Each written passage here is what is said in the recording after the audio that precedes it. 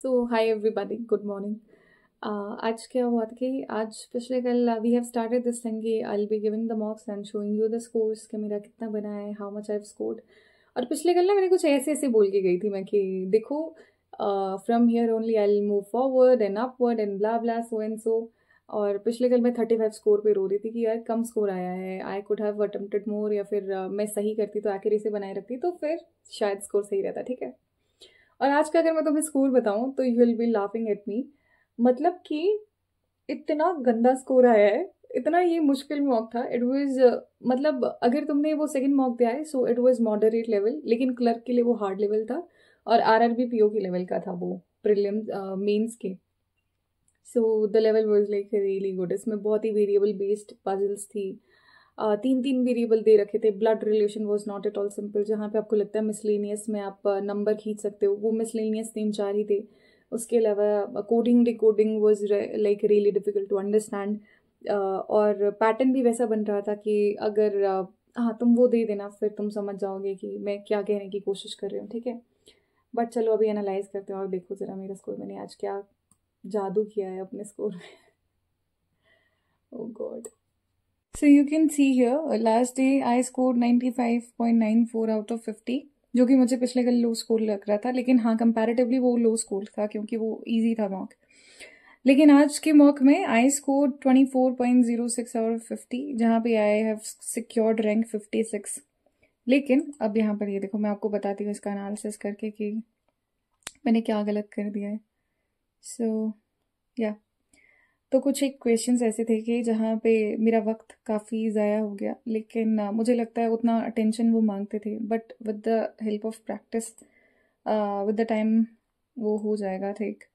तो पहला सवाल ये था जो कि मैंने पहले ये स्किप कर दिया था because I found it like really long. मुझे लगा कि अच्छा इसमें बहुत कुछ है, लेट इट बी। पहले जाते हैं किसी, अगर मुझे कोई ब्लड रिलेशन या फिर कुछ ऐसा छोटे सवाल मिल जाते हैं। हाँ, आई केम हियर।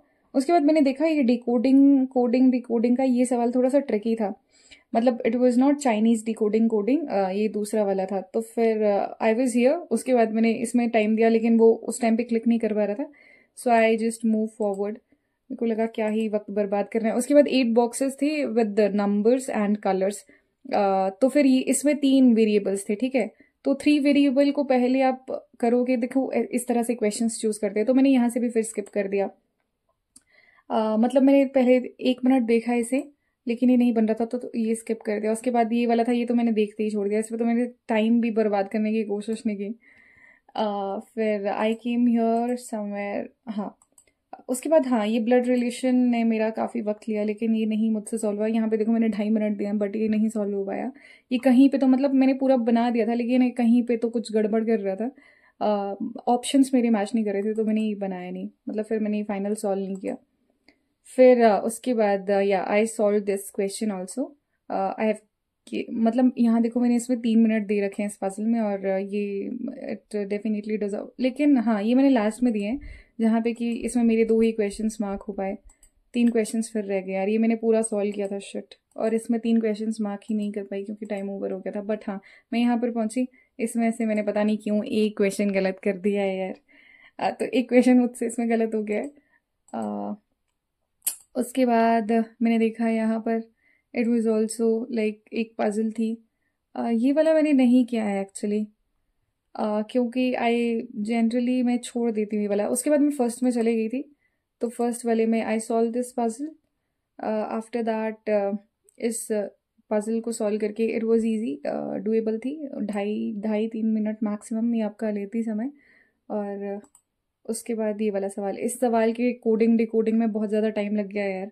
और वो इसलिए लगा क्योंकि आई डिडंट हैड मतलब I had not idea about कि इसको ये नंबर्स को कैसे डिकोड करना है। जैसे मैं तुम्हें बताती हूँ, ये अल्फ़ाबेट्स का मैंने कर दिया था है ना, ये सिम्बल्स का भी मैंने कर दिया था, लेकिन सिम्बल्स में मेरी इसमें गलती हो गई, इसलिए ये 2 सवाल इसके गलत हुए। मुझे लगा सिम्बल्स नंबर ऑफ कॉन्सोनेंट पे डिपेंड करता है, बट वो नंबर ऑफ लेटर्स पे डिपेंड कर रहा था। लेकिन बात यह है कि वो कॉन्सोनेंट के साथ भी मैच कर रहा था, तो ये मेरे साथ हो रहा था। तो आई सॉल्व दिस वन। और उसके बाद ये बॉक्स वाली पजल थी, और ये मंथ पीस थी, और there are like few boxes, 8 boxes थे, 8 वेरिएबल थे, और 8 लोग थे, 8 कलर्स थे, 8 नंबर्स थे। ये वाली सॉल्व की। और eventually I was able to solve this much of questions. हाँ, यहाँ पे 3 हो सकते थे, लेकिन उतने तक मेरा वो टाइम अप हो गया था, तो I was not able to mark the questions, mark the answers. So this is how much I have scored. और ये है मेरा डे 2 का एनालिसिस।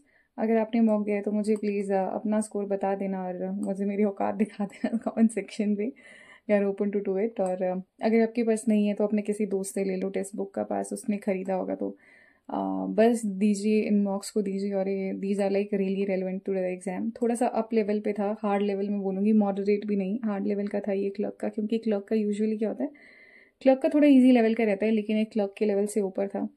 सो या जैसे कि आप देख सकते हैं मैंने भी मोनिका का लिया हुआ है, तो आप भी अपने दोस्तों का लीजिए अगर आपके पास नहीं है। और if you want to buy then you can purchase with my code WTB10। You will be getting an extra 12% off on that. और आज तो शायद सेल भी चल रही है, 307 रुपये का आपको पास प्रो मिल जाएगा। So you can go and get it. और इससे ना मेंस के मॉक लगाओ, you will thank me later. ठीक है, और देखना एग्जाम में ये, it will definitely help you. तो ठीक है, I will see you in the next video. तब तक के लिए बाय बाय, टेक केयर।